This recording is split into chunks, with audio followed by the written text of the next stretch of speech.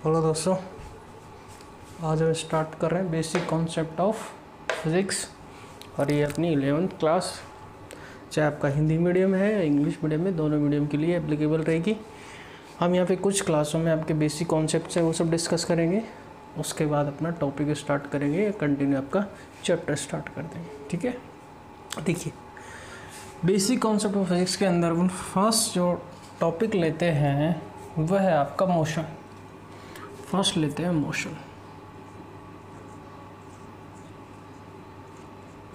Motion जिसे कहते हैं गति।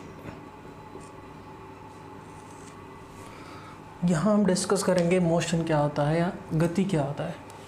आपने 9th क्लास में पढ़ा होगा मोशन के बारे में वैसे, लेकिन मोशन एक्चुअल में होती क्या है वो यहाँ पे देखेंगे। इसके टाइप क्या है वो सब हम इस क्लास में डिस्कस करने वाले हैं। ठीक है, देखिए मोशन का मतलब होता है सिंपल गति। और गति हम जो टर्म है वो जनरली हम डेली लाइफ में यूज़ लेते हैं कि एक्चुअल में गति होती क्या है। ध्यान देना, गति को समझने के लिए आपको थोड़ा सा और बेसिक लेके चलता हूँ मैं। वो लेके चलता हूँ आपके निर्देशांक बिंदु, या जिसे आप एक्सिस बोलते हो। आप समझते हो कि यदि किसी एक प्लेन में बात करी जाए, मान लीजिए ये आपका एक्सिस ले लिया, जिसे आप हिंदी में एक्स अक्ष बोलते हो या इंग्लिश में कहते हैं एक्स एक्सिस। मान लीजिए दूसरा जो वर्टिकल है जिसे कहते हो आप वाई एक्सिस, और यदि तीसरा एक्सिस भी डिनोट कर दूं मैं तो ये आपका जेड एक्सिस। ये हमने एक्सिस इसलिए रिप्रेजेंट करे हैं जिससे आपका मोशन का कॉन्सेप्ट है वो अच्छे से क्लियर हो जाए। देखिए ये एक्स एक्सिस, ये वाई एक्सिस और ये जेड एक्सिस, जिस पॉइंट पर पर्टिकुलर ये तीनों एक्सिस है वो मीट होते हैं या मिलते हैं, ये पॉइंट है। इस पॉइंट को हम कहते हैं ओरिजिन, या जिसे कहते हैं मूल बिंदु। क्या कहेंगे इसे? ओरिजिन या मूल बिंदु। ठीक है, जिस पॉइंट पर या जिस बिंदु से आपके तीनों एक्सिस निकलते हैं, जिस पर मिलते हैं, उसे कहते हैं ओरिजिन या मूल बिंदु। तो आपको मूल बिंदु क्लियर हो गया होगा। ध्यान दीजिए, अब हम मोशन पे आते हैं। चाहे आपका एक्स अक्ष हो, चाहे वाई अक्ष हो या जेड अक्ष हो, इनमें से किसी एक पर बात कर रहा हूँ। किसी एक बिंदु के, मान लो मूल बिंदु के सापेक्ष, हम किसके सापेक्ष कर रहे हैं? सापेक्ष का मतलब होता है उससे नापेंगे या उस स्थान से देखेंगे। मूल बिंदु के सापेक्ष यहाँ से यदि कोई वस्तु है, उसकी स्थिति में क्या होता है? परिवर्तन होता है। क्या होता है? स्थिति में परिवर्तन होता है। ये हम इस तरफ माने, मतलब किस अक्ष पे गए? हम एक्स अक्ष पे गए हैं। स्थिति में क्या हो रहा है? परिवर्तन हो रहा है। किसी मूल बिंदु के सापेक्ष में स्थिति में परिवर्तन हो रहा है। किस में परिवर्तन हो रहा है? स्थिति में। इंग्लिश में कहेंगे पोजीशन में, change in position with respect to a origin point या with respect to a reference point. किसी एक मूल बिंदु या निर्देश बिंदु के सापेक्ष किसी वस्तु की स्थिति में क्या हो रहा है? परिवर्तन। किस में परिवर्तन? स्थिति में या पोजीशन में। जो पहले यहाँ था अब कहाँ पे? यहाँ पे। कहने का मतलब इस बिंदु के सापेक्ष उसकी स्थिति में परिवर्तन कितना हुआ है, और ये परिवर्तन किसके सापेक्ष होगा? समय के सापेक्ष। तो मोशन को आप परिभाषित कर सकते हो किसी वस्तु की स्थिति में समय के सापेक्ष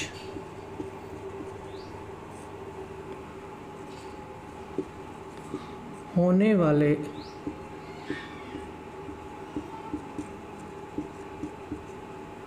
परिवर्तन को गति द्वारा व्यक्त करते हैं या प्रदर्शित करते हैं। इंग्लिश में सुनना, कोई आपकी यहाँ पे कोई आपका पार्टिकल है या आपका कोई सॉलिड है, कुछ भी आपका पार्टिकल, कोई थिंग है, कोई वस्तु है, आपका पार्टिकल है, जिसका रेफरेंस पॉइंट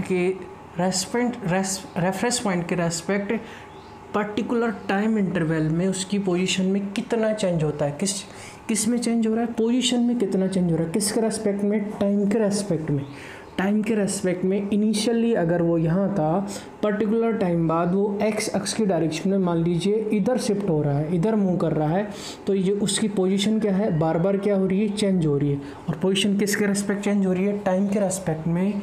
इसी टर्म को change in position with respect to time क्या बोल सकते हैं, change in position with respect to time. तो आप यहाँ से इसको डिफाइन कर सकते हो, चेंज इन पोजीशन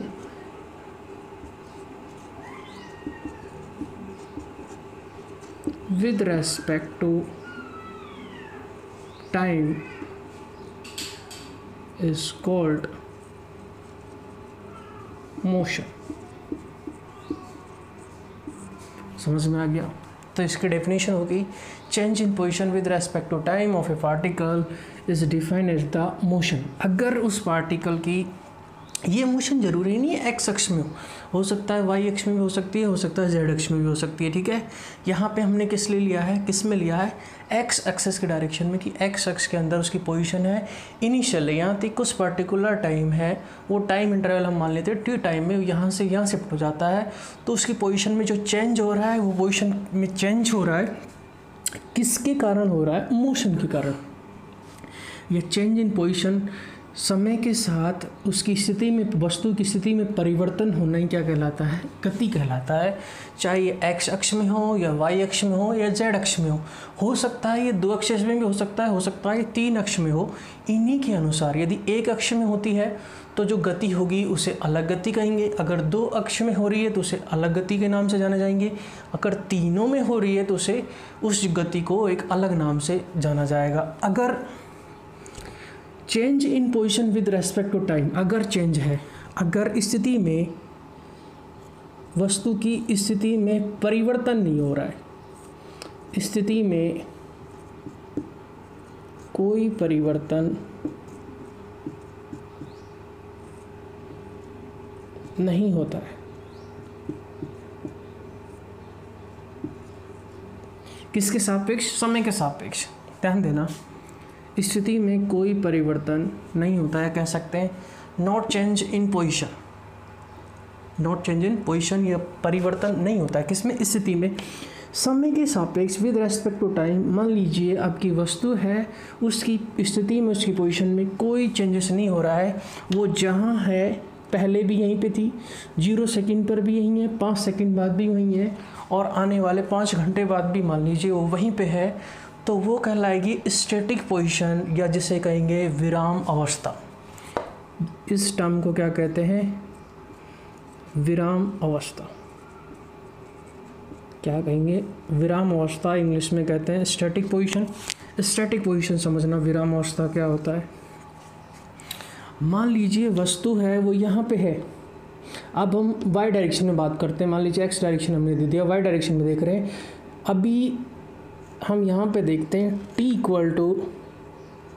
0 सेकंड पर अगर वस्तु यहीं पे है, अगर t = हम 20 सेकंड पर देखें, उसके बाद t = हम आपके मान लीजिए 300 सेकंड पर देखें, तीनों कंडीशन में यदि वस्तु पहले भी यहीं थी, उसके 20 पर भी यहीं पे है, और 300 पर देखें तो भी यहीं पे है, तो इस कंडीशन में जो ये वस्तु है इसकी पोजीशन कैसी है, एक जगह ही है, इसमें कोई मूवमेंट नहीं हुआ, अतः हम कह सकते हैं इस स्थिति में कोई परिवर्तन नहीं हो रहा, उसकी पोजीशन है, उसका टाइम के रेस्पेक्ट उसकी पोजीशन में कोई चेंजेस नहीं आ रहा है। इससे कहते हैं विराम अवस्था या स्टैटिक पोजीशन।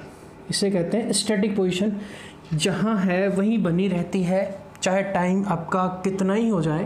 पहले मान ली 5 सेकंड, जरूरी नहीं है 5 सेकंड 10 सेकंड, ये हमने केवल समझने के लिए लिया है। कहने का मतलब जो पहले पोजीशन है बाद में अगर वही पोजीशन बनी रहती है तो उसे कहते हैं स्टैटिक पोजीशन, विराम अवस्था। और मान लीजिए पहले पोजीशन यहाँ पे है और कुछ टाइम बाद उसकी पोजीशन यहाँ पे हो जाती है, तो मूवमेंट कर गई यहाँ से, ये वस्तु अपनी पोजीशन चेंज कर ली इसने, यहाँ से यहाँ शिफ्ट हो गई, कुछ पर्टिकुलर टाइम में यहाँ पे शिफ्ट हो गई है। तो इस शिफ्ट होने के कारण उसके अंदर क्या है, परिवर्तन है, उसकी स्थिति में क्या हो रहा है, परिवर्तन हो रहा है। पहले उसकी स्थिति ये थी, कुछ समय बाद उसकी स्थिति ये होगी, तो समय के साथ उसकी स्थिति में क्या हो रहा है, परिवर्तन हो रहा है। विद रेस्पेक्ट टू टाइम उसकी पोजीशन में चेंज हो रहा है। जो इनिशियली उसकी पोजीशन ये थी, फाइनली उसकी पोजीशन ये हो गई है। तो टाइम के रेस्पेक्ट में जो परिवर्तन हो रहा है वो किसको रिप्रेजेंट करेगा, मोशन को। तो आई थिंक आपको मोशन क्लियर हो गई होगी। एग्जाम्पल लेना चाहूँ मैं सिंपल, मान लीजिए कोई कार है, या आप खुद यहाँ से, कोई लड़का यहाँ से स्टार्ट होकर मान लीजिए 5 सेकंड के अंदर यहाँ तक आ जाता है, तो यहाँ से यहाँ तक आ रहा है, इसका मतलब क्या है, वो मोशन के अंदर है। मान लीजिए एक लड़का यहाँ से स्टार्ट करता है, अभी भी यहीं पे, आने वाले 2 घंटे बाद भी वो यहीं पे ये है, यहाँ से कोई मूवमेंट नहीं करा, यहाँ से शिफ्ट ही नहीं हुआ, जैसा था, जैसा पहले था उसके 5 घंटे बाद भी मान लीजिए यहीं पे है, तो कहलाएगा कैसा, स्टैटिक पोजीशन में या विराम अवस्था में। तो हम यहाँ से हम एक छोटा सा टॉपिक देखा है हमने कि मोशन क्या होता है। अब आगे देखेंगे हम मोशन के प्रकार या टाइप ऑफ मोशन।